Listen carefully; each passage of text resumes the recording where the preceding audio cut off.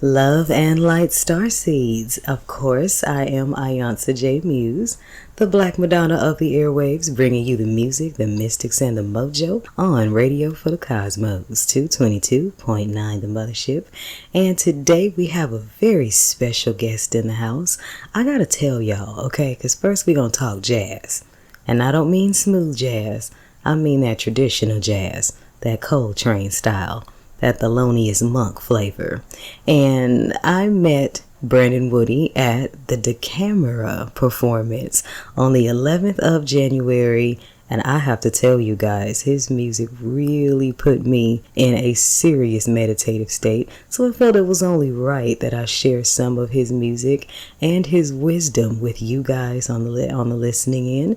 And I have him in the studios today to share some insights and just share about a little bit about his musical journey. So without further ado, I'd like to welcome Brandon Woody into the Cosmic Ear Hustle interview. How are you today? Hey, thanks so much for having me. I'm doing good. I'm feeling great. Started off my day. I actually was in Philly last night hanging with one of my friends, and I just got back to Baltimore today. So I'm feeling real inspired. I'm good. How are you doing? I am amazing. And first I would like to say thank you for taking this interview, and thank you for sharing time and space with us here today. Thanks so much for having me. It's a pleasure. Thank you. So let's take it from the top. Where are you from? I'm from Baltimore, Maryland. Born and raised? All over the city, west, east. Yeah, and I'm a native. I'm from here. I've only lived in another place for like 2 years of my life. While I was in college, I lived in California, in Stockton, California, and New York. Then I moved right back to Baltimore right after college. So yeah, I've been here for the majority of my life. And where did you attend college? I went to college at this spot called the University of Pacific in Stockton, California. They had this program called the Brubeck Institute, and I stayed there for a year. Then I transferred to the Manhattan School of Music in Harlem, and I stayed there for a year, and then I moved back. I left college, was that 2018 in May, and then moved back to Baltimore. Okay, and I have to ask, what was the moment that you decided you wanted to be a traditional jazz musician? Well, you know what? I'm not going to say that. I think I'm drawn to so many different types of music, and I can tell. I definitely feel like, I don't know. I mean, I think the word tradition even is such open, an open kind of like word or meaning. I mean, I think the main tradition of this black music is exploration, and is representing yourself, is representing your community, representing what's going on in the world, but definitely from the lens of, I guess, kind of like from your own personal lens and from your community's lens, so I'm not even sure if I have a word or something to like kind of pin this genre down. I'm sure maybe some folks maybe label me as more traditional, some folks maybe label me as more modern, but I think it's just honest music. It's music of the times. It's music that definitely, is inspired, and this music couldn't happen without the folks who made the tradition. It couldn't happen without Louis Armstrong. It couldn't happen. I couldn't come without folks like Fats Navarro, folks like Clifford Brown, but I also couldn't come without Freddie Hubbard, right, without Wynton Marsalis, without Terrence Blanchard, folks that are, still hitting and still alive to this day. And I also couldn't come without folks from my hometown, like John Allen, like Clarence Ward, so many. I couldn't come without Ambrose Atkins. There's so many, I guess, just folks that are a part of this lineage that I'm coming after, that, I am informed by, and I learned so much from. And I feel like now that, and I'm going to forever be informed by them, but I feel like because I am informed by them and maybe a little bit younger than them, and I have a different experience and different perspective growing up when I grew up, feel like I'm able to make this kind of different statement because of my perspective, you know, and I'm just a part of the lineage, you know, but I want to push the envelope, you know, I want to move forward in the music while honoring the past, you know, I want to just be in the present, you know. I think all of the amazing folks in this music had that feeling of, you know, cats weren't calling them traditionalists when they were making that music, right? You know, in the moment. I don't know what folks were calling it. You know, I think a lot of folks call it black music. A lot of folks call it social music. But, you know, the crazy thing, like the word jazz, you know, was just made to sell this music on with labels and everything. You know, the term jazz was just needed to make it a category. To sell things, it's easier to sell them when you categorize them. However, I don't think that may not have been what the musicians wanted, you know, because maybe the musicians weren't the ones to put that label on it. But yeah, I mean, I think the music is directly impacted by its surroundings, by the people. The people who are playing it are affected by their surroundings. That impacts the music. Yes. That gives it perspective. That gives it culture, you know. You know, it's interesting that you say genres were created to sell music, because the exact same thing was said by Tweed Smith. And Tweed Smith is the only female member to sing in the group War. The World is a Ghetto War. Mm-hmm. And she said the exact same thing. And I could tell when I was at your show that, and I think everyone who came to see your show could tell, that you were playing what you were feeling, because we were all feeling whatever you were feeling as well. Oh, man.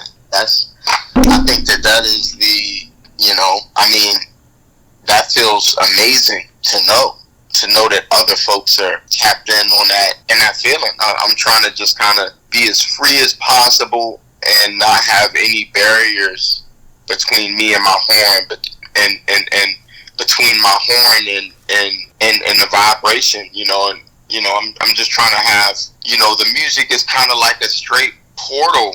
It is. You know, it is to this other place where it's like, or not even another place, but it's just like a portal of emotions for me. And of storytelling. I think you said it right the first time. A portal to another place. I think you had it right the first time.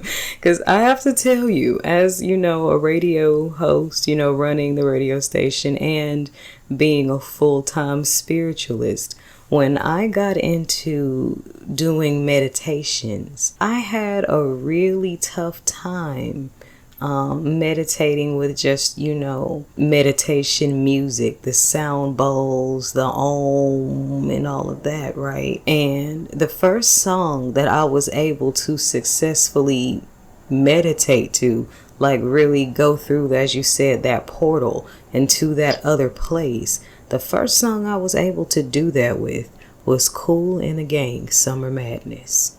Wow. And I never thought that it's like, wow. But when it comes to, of course, indigenous people, we have such a unique experience that differs from other people. And what I discovered in that moment was that, maybe I need to meditate to the sounds of people of my lineage. Let me see how that works for a while. And that's when the traditional meditation music was replaced with Miles Davis, Bitches Brew, John Coltrane, A Love Supreme. And it was like the 2-3 breaths in the meditation was effortless. Like I didn't have to fight to quiet my mind.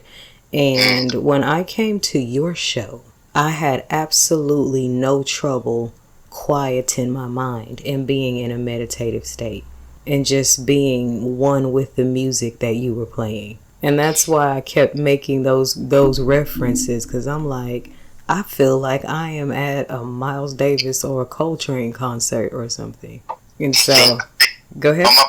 Go ahead. I think, you know, what allows us to be free in that way musically, what it requires to get there is us knowing each other a lot, us spending a lot of time together, us taking chances together, and just kind of being vulnerable with each other in and outside of the music. It allows us to kind of get off of the paper and kind of go further than the notes.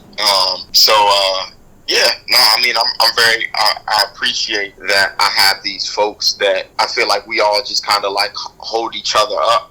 We hold each other up while we're playing together, and just the sheer amount of time that we've been playing together, it's just a lot of connection. It's a lot of connection. It's a blessing.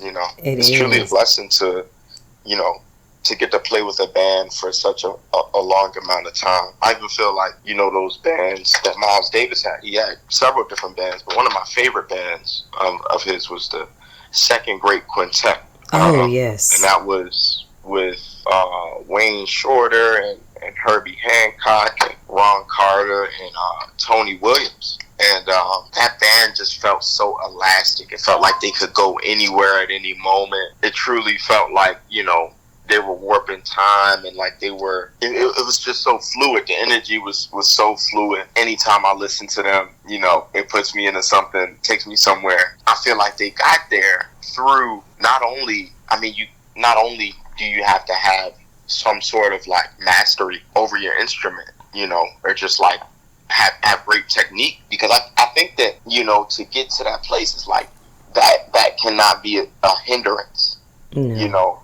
You gotta know the instrument to be able to like get to that other spot, I feel like, so it's like a lot of time personally with each person on their own instrument, but then there's a lot of time together as a band, learning how to lift somebody up musically, yes. Learning how to push somebody, learning how to just, exist together in this same space, and learning how to make worlds together musically. All of that just comes from a lot of time doing the thing, and not stopping. Mm-hmm. So how did you and your band come together? So I had met Troy first, and I want to say it was in middle school. I had went to the same high school with him. We didn't go to the same middle school, but there was like this thing called the honor band in middle school that we were both in. And he used to play saxophone. I was playing trumpet. We met there. Then we met back up in high school. And when we were in high school, there was this band that we formed called Just Friends Jazz. It was like me, Troy, this dude Josh, this guy named David. And it was just like a group of just friends. That's why we called it. We just called it Just Friends Jazz. We were kind of playing around Baltimore a little bit. And I remember the reason we made that group in high school was because we didn't get into the jazz combo. It was like by audition. And we didn't make it through the audition. So we were like, man, let's just make our own thing up. And we were like linking up after school and all of this stuff. Yeah, so that kind of developed. And then we all went our separate ways, went to college. While I was in college, I was writing music. While I was living in Cali and New York, I just had to write music for the classes that I was in. We had, it was kind of like every week or every 2 weeks we had to turn in like a new composition, and it would have all of these kind of different things that we had to do, whether it was write in the odd meter, write in a certain, key, write whatever. It's just a lot of different things that were amazing about my colleges that I went to. And one of them was like that they were pushing us to write music. And that was like something that everybody had to do. I remember while I was in school. So I kind of started already kind of making up a compositional sound for myself while I was in college. And then I moved back. I left college in 2018, and I was living like right down the street from Troy. And, we had linked up a lot that summer of 2018, and I started booking these gigs at Ondi Music, and I had like a monthly gig there. And I remember I called Quincy and called Mike, but I was honestly doing a lot of different combinations of like groups of people. And I remember when I finally like got into playing with Quincy, Mike, and Troy, and we kept that gig going, and it just kind of built up from there. That was kind of like the beginnings of it. It felt really good, and I think even it just kind of being like an intergenerational group, Quincy being the oldest, Mike being the second oldest, and me and Troy literally being, the same age. Troy's like maybe like 2 months older than me. It was very, just kind of like a beautiful thing. And, we built an audience there in Baltimore, and, just kind of got to go to different places and kind of build our audience in different places. And, fast forward to, now, there have been so many experiences, good and bad, that we've just kind of like learned together. And, now we have our album out, this first album released in May of 2025, called For the Love of It All. Yes. And, now we're traveling even, internationally, and it's been a blessing. God has been blessing us, getting a chance to, spread love with this music and meet all of these different types of people and just learn and have all of these different types of experiences all around the country and the world. It's really beautiful. And, it's kind of like my wildest dreams to even be doing this. And where has been, let me phrase it this way. Do you have like a most iconic performance, or just one performance that just sticks out to you from all the rest? Or do you have the same love for each experience? I think each experience is different. Each experience comes with its own challenges. Mm-hmm. Just based on where we're going, or if it's local, it's expensive to just be out here with the band. However, in each experience is kind of like different sound wise. Troy's playing on a different piano every night, in any city or any state that we go to. It's a different piano. I'm usually playing on a different mic. Quincy's playing on a different set of drums. We're trying to get it close to the same feel, and each time, so we can kind of be comfortable. But the truth of it is, each time is really different. But that's amazing. It's yes. Like I get to learn so much from each of these different performances. I think they're all truly different. Some are, more intimate. Some are more big. Some are outside. Some are inside. Some are cold. Some are warm. And all of these, affect our bodies. Yes. But regardless, we're coming to leave it all on the stage, no matter what. I want to say, some of my favorite performances probably have been at On The Music. That was the most. We were like just so young. It just felt so. I could really just feel the growth in each performance in every single way. And it was just like we were taking so many chances. We were all getting to know each other musically at that point. And I'm like, I still wanted to feel like that we're just always taking risks and taking chances. But also, like we had a performance last year in Montreal at the Montreal Jazz Fest at the Pub Monson stage. Oh wow!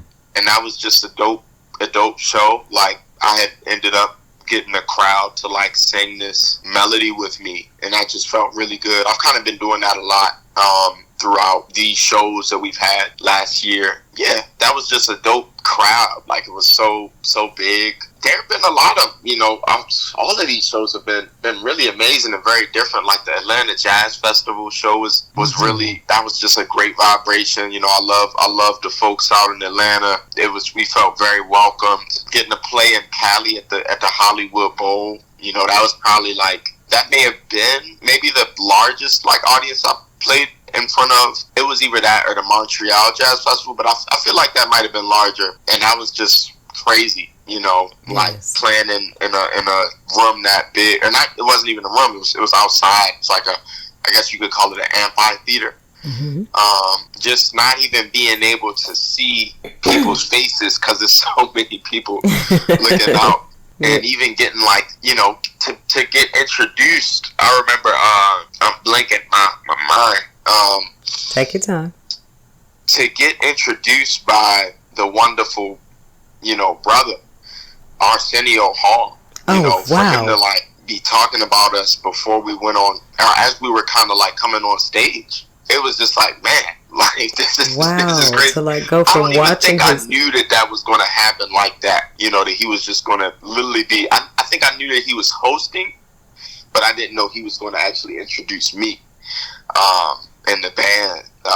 So that was like a dope performance. But yeah, I mean I can't even say which one.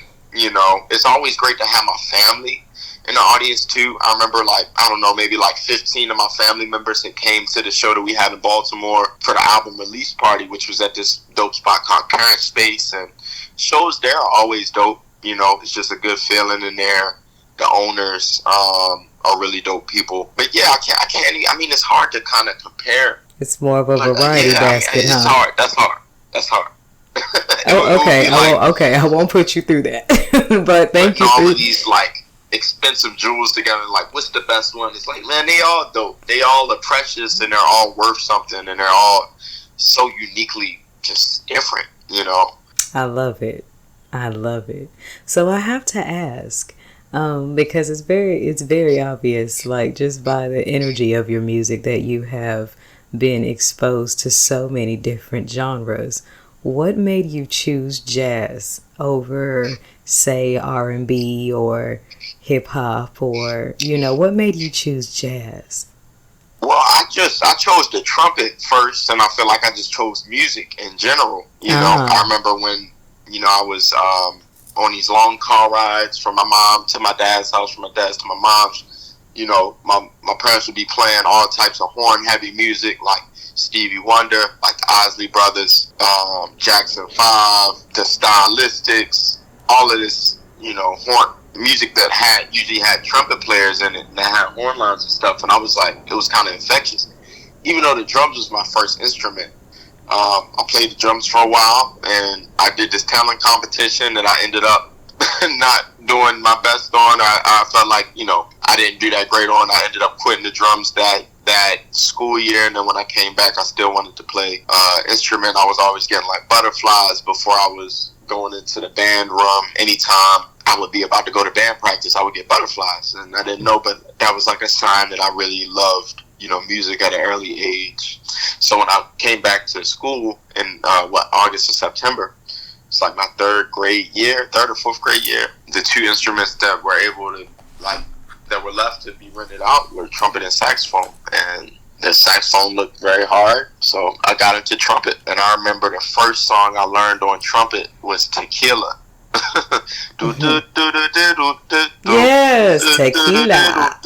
Tequila. Yeah, we played that. I don't even know why elementary school band is playing that, but that was one of the first things I learned on trumpet. And, you know, I think even that, you know, kind of put me in a type of direction, you know. And then, you know, I was very informed by these kind of like just summer camps and programs that my mom put me in, you know. And I don't even know why my mom put me in this program, but we were in this program. It was called the UB Blake Jazz Summer Camp. And I met Craig Austin, and I learned about just different types of black music, you know, from a very early age there. You know, he was introducing us to all different types of stuff.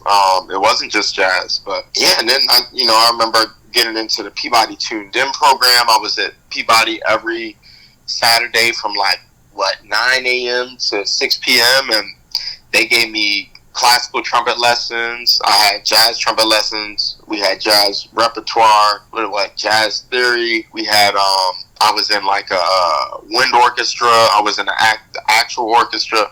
I was literally there for from 9 to 6. I guess it's 9 hours every single Saturday. And I went to 2 different middle schools that both had dope music programs, and I got into the Baltimore School for the Arts, which is, kind of a famous, it is a famous high school known kind of internationally. And, things just kind of got more serious in every step of the way, every year, every month, but from a very young age, it was never one type of music that I was studying. I was studying classical. I was doing the concerto competitions at the same time that I was going to the jam sessions. I was in the orchestra at the same time that I was in the big band or in the jazz combo. And, I really appreciated that, just being kind of like a well-rounded musician. Everything.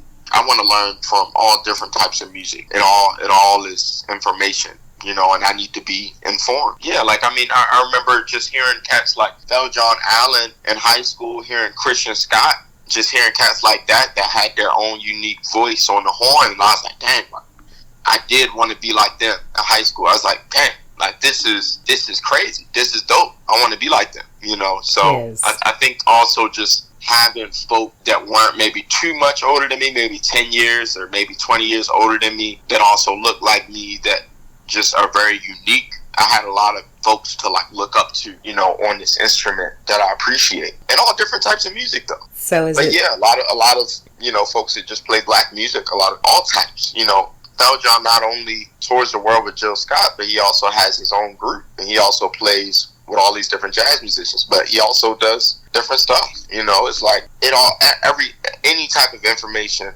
any different type of music. You know, it's making me a better, more well-rounded musician. And then even, you know, people hit me up all the time to do different type of stuff. Like I've done a film score that sounds like a classical kind of orchestral vibe, but I've also done film scores that, you know, might sound something more like a Spike Lee vibe, and I've done stuff that sounds more like jazz, you know. So it's all just information. But again, I will go ahead and say I'm not a fan of maybe of the word of the word jazz. You know, I think we are a type of musicians that tend to get typecasted a lot, and just tend to get, there are so many assumptions made, but I understand it, you know, and I'm going to continue to play at jazz festivals, and I'm on a jazz label, and people are going to continue to call me a jazz musician. That has nothing, I have no problem with that, but I'm going to just continue to do me, you know, and people can kind of just call it whatever they want to. Absolutely, because it's like I would call it jazz, but I'd also call it meditation music. I would also call it spiritual music. I wanted to point out that I mentioned jazz because, you know, jazz was considered one of what I call one of the big three, or the three godfathers, or the three mothers of music, and that's gospel, jazz, and blues. Yeah, and I mean, all of that rounds up to just being black music, you know. Absolutely. That was made, a lot of it was made, you know, it comes from Africa. A lot of it was made during slavery, from hymns, all of this. I don't know. I guess it's kind of like, yeah, I kind of want to live in a world where these aren't some like, disconnected things, you know. Yes. Okay, so let me ask you this. Do you have a favorite song what's your favorite song of that you created? What's your favorite song by you? There's the question. What's your favorite song by you? I really do appreciate the song We Otobengo. I'll just say a favorite song that's on the album. I learned about Otobengo when I was in high school, from one of my teachers, Miss Duncan Evans, and she was my history teacher, and she taught us about a lot of stuff that wasn't on the curriculum. You know, of course we had a curriculum, but she would also just always tell us these random facts and just pieces of history that I would have never known about. And yes, she told me about this boy that was, you know, kidnapped. And this must have been in the early 1900s, and they took him, they literally kind of enslaved this boy and took him to a zoo and made him live in a zoo for several years of his life with animals, literally. And they let, you know, thousands of people would come every day to watch this boy that was inside of a zoo. And when I heard that, you know, kind of just like when I learned about this history that I never knew about, it broke my mind. Like, it broke my heart, broke my mind. I was like, this is crazy. And then even kind of how he passed, just kind of how they stole his life away from him. Yes. It was just a crazy dark story. And I felt like with that song, you know, I was not only kind of comparing me as just a modern day, a young black male, you know, that's not too much older than he was when he died. And when I wrote that song, I was, I guess, like 18. I was in college. And it's developed over time. And I love that. I love that all of my songs are kind of alive, and that they can develop through us playing concerts together, because who knows, Troy could do something new, I could do something new, whatever, and then we just add it to the song. You know, so it's like this song has been developing for years, but to me, it does feel like an honor. I am trying to honor. I am asking a question, but at the same time, I'm trying to spread the message of his name. And like, this song is like just kind of trying to honor him through sound and through song. Absolutely. You know, just like how people put up murals, and just like how people, you know, put up statues of Yes. Martin Luther King, other amazing folks. This is like, that's kind of what I was trying to do with this song. And your trumpet is your paintbrush. Yeah. I was yeah. My favorite was, what's the name of it? Never Gonna Run Away. That one was the one that resonated the most with my journey. Yeah. I was never gonna run away, because life had taken me through so many situations that I could not run away from, and the only way was straight through. Yeah. And in the end, I realized that all of these things were divinely orchestrated, and sometimes, we have to go through things to become who we're destined to be. And that's what Never Gonna Run Away speaks to my spirit. So I would say I loved We Otabinga. That one was really good. But the one that really stirred my soul and brought tears to my eyes was Never Gonna Run Away. Thank you. And you know what? I can't even say, like, I can go on and go on about the meanings of all of these songs. But, it's all, especially for this album, it's like it's kind of one, it's like this thing was put together as a project, so it's even kind of hard for me to detach it. And I was actually sad because when we finished the album, I had to take one song off because we had to fit it into 45 minutes because it's being sold on vinyl. And one vinyl is almost 45 minutes, so we couldn't have it be longer. We literally just couldn't have it be longer than that. So I was a little sad about that. But it's so just this other song as well that. So what happens to the unreleased track? My ears are perked up now. Where's the unreleased one? It's in my vault. Oh. ain't nothing happened to it though. The unreleased track is alive and well. I'm actually thinking about applying for this grant. So I might use it to apply for this grant. So we'll see. Okay, as long as it comes out, because one of the common sayings on the Mothership is we spin the rare cuts and snatch the jewels off the B-sides. I hear you. And keep those in regular rotation. Because because of having to fit things on vinyls and having to stick to top 40, when it comes to music, it's like so many jewels get lost. And I'm like out here with my mind cap on, digging them up. Yeah, and I'm not concerned with top 40 or nothing like that. And I'm sure that that's more of the radio anyway. That's more of the radio thing.